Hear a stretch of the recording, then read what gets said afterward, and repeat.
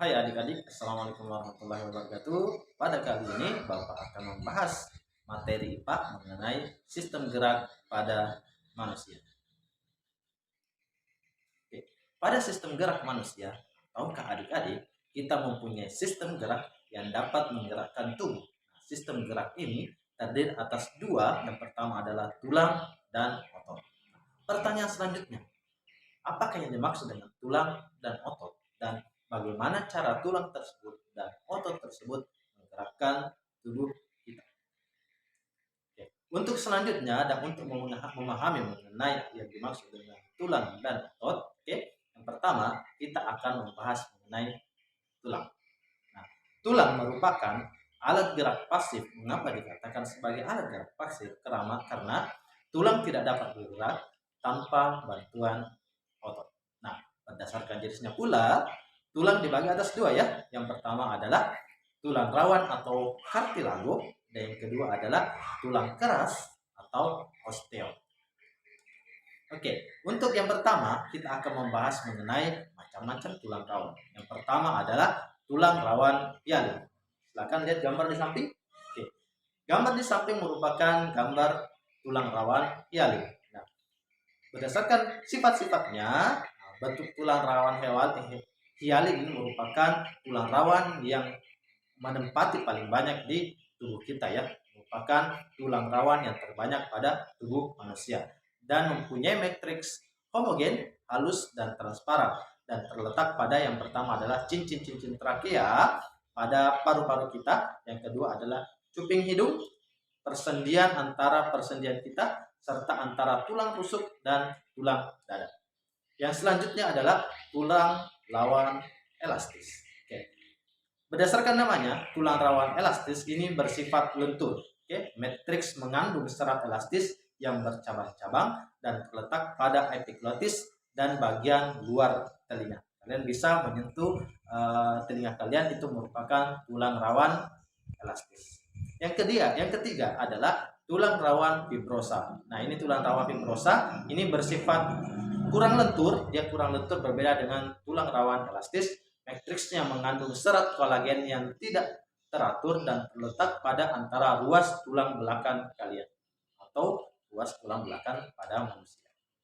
Selanjutnya, setelah kita membahas tadi mengenai tulang rawan pada manusia yang disebut dengan kartilago, selanjutnya adalah tulang keras atau osteoid.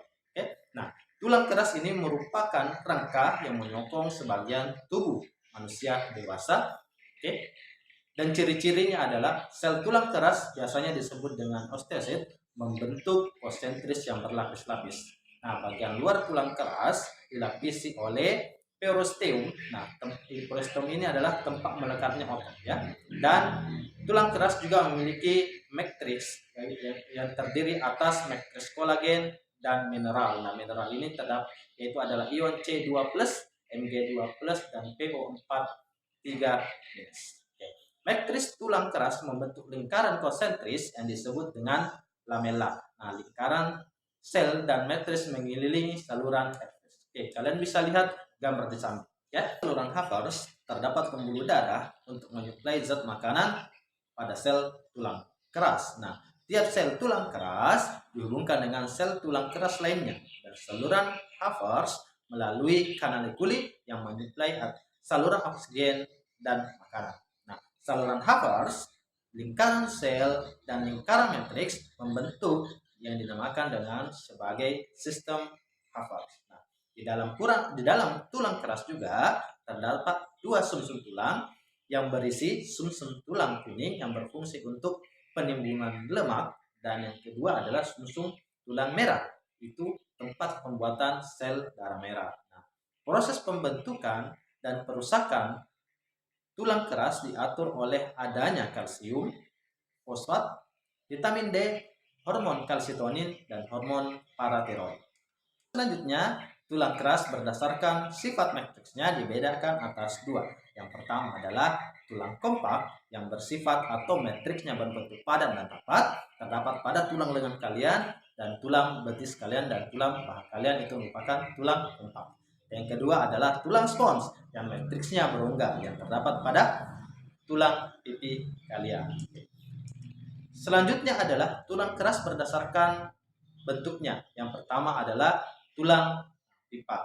Nah, bentuk tulang pipa pada umumnya berongga, terbagi atas 3 bagian. Yang pertama adalah diafase, bagian tengah terdapat atas tulang kompak, di dalamnya terdapat rongga sumsum tulang. Yang kedua adalah epifase, kedua ujung pada tulang pipa, dari atas tulang spon.